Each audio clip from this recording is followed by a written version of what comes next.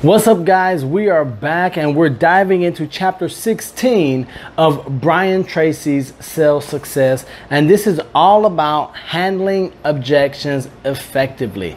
I know none of us ever want to deal with objections when it comes to sellers. I know that I didn't enjoy it until I embraced what Brian says here in this little book, and I'm going to share that with you. The first thing that you must understand is that objections are normal. They're a natural part of the buying and selling process. So when customers feel like they have questions, or when there's an objection posed to you as a sales professional, don't fret. Don't think that you've done something wrong. Just understand what they are. So there is actually good news about objections here that Brian shares, and I want to share that with you right now so that we can all exhale just a bit. It says the best news is that objections are good. They indicate interest in your product or service. So when a customer has an objection, what they're really saying is, I'm interested, but we still need to hammer out a few things, or you need to better explain a few areas that have me hung up or that are blocking me and my yes. So one of the things that I want you to point out here is that it turns out that successful sales have twice as many objections as unsuccessful sales do. So when you actually close the deal, whatever you're selling, most successful transactions have twice as many objections as those that don't sell. And a lot of times when we ask the customer, do you have any questions? We want them to say no. But what we find here and what research has shown is that the yeses get twice as many questions, objections, or hurdles for us to overcome. Here's the key question. The key question in answering objections is, why don't our prospects buy our products from us? Why don't your prospects buy your products or services from you? Why do they go to competitors? And the rule of 6 says there's probably no more than 6 reasons or 6 categories. And once you can effectively answer those 6 or have answers for those 6 categories, you'll find yourself making more sales better, faster, easier. Treat an objection as a request for more information. Now, we know that mentally, the mind has such a powerful effect on everything that we do, say, and feel. So when you treat an objection as a request for more information instead of a hurdle that I mentioned earlier, you'll find yourself going through the objection handling process much smoother and easier. You want to make it easy for a prospect to object. Now, why would you want to do that, and how do you do that? Here it is. If the customer has a single objection lurking in the back of his mind, he may not say anything, but he won't buy anything either. As long as the customer has a single objection, something that they're not quite clear on, they might not say anything. You may never know they have the objection, but they'll never purchase anything either. So you should hear out all objections completely. You know, remember to listen attentively without interrupting. Too many times we want to offer, well, I can answer that, or I know what you're going to say. We may have heard the objection hundreds of times, but it may be the first time that our customer, prospect, or client is sharing it, or that they've had an opportunity for their voice to be heard, and we never want to dull their shine when it comes to them sharing. So we want to make sure we remember to listen attentively without interrupting. Now, when it comes to responding to objections, what are some of the tips that we can follow? And you'll hear me so many times say we, because now I'm not a teacher, I'm a student of this, learning with you guys as we go along together. So always try to answer an objection with a question rather than an answer.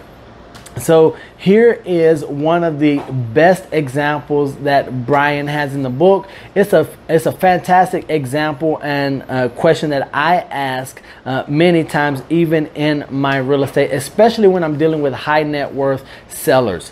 Here's what I will say. Obviously, you have a good reason for saying that. Do you mind if I ask what it is?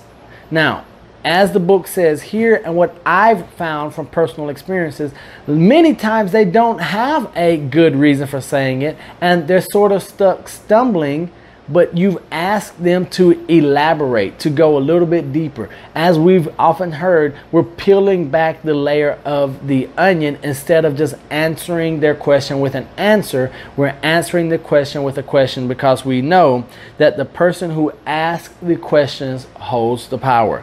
I always use objections as an opportunity to build trust by listening intently to the other person's answer. So of course we've heard that we want to listen intently, maybe even lean in a little bit, tilt your head, one of those type deals. But you want to listen intently to their answer and then say, well, so what I'm hearing you say is, and then you can say, well, why is it that you feel that way? Or how did you come to this thought? Or how did you come to this opinion? And that is the question. So as long as you continue to volley back and forth with questions, then you will be in a position of power for the transaction or for the sale to culminate. So these are four it gives four really great questions when it comes to dealing with price objections, something that we never want to hear, but something that you should long for when you're in the business. Because when we start talking about price, now we've gotten to the meat and potatoes, and we're moving closer to getting them to sign or agree to use our products or services. So these are the four answers or four responses to dealing with price objections when the prospect says your price is too high. These are any of the four that you could easily respond with. Now, these are just suggestions. There are many, many more that you could come back with. The first one is, so if they say your price is too high, why do you say that? That's a great one, to the point. The next one, why do you feel that way? Sort of the same thing. Is price your only concern? I love that one. And then here's one that I often use, especially when we are maybe not with a customer, but when I am negotiating contracts. I'll say, how far apart are we? And I'll just leave it there. And the key is to live in the silence. So after you ask, how far apart are we? Just live in that silence and wait for the customer or the other party to chime in and share. If the prospect, now this is fantastic for those of us in real estate. So many times they just want to know how much, what's commission do I pay? How much do you charge? You know, any of that. So if the prospect insists on knowing your price before you have identified their needs and the way you can present your benefits, you can delay the price conversation by saying, I know price is important to you. May I come back to that in a minute? Now this is going to be gutsy, what I'm going to tell you. I have had people say, no, I just want the price. When someone responds to me that way, I make no qualms about it. I have no hesitation.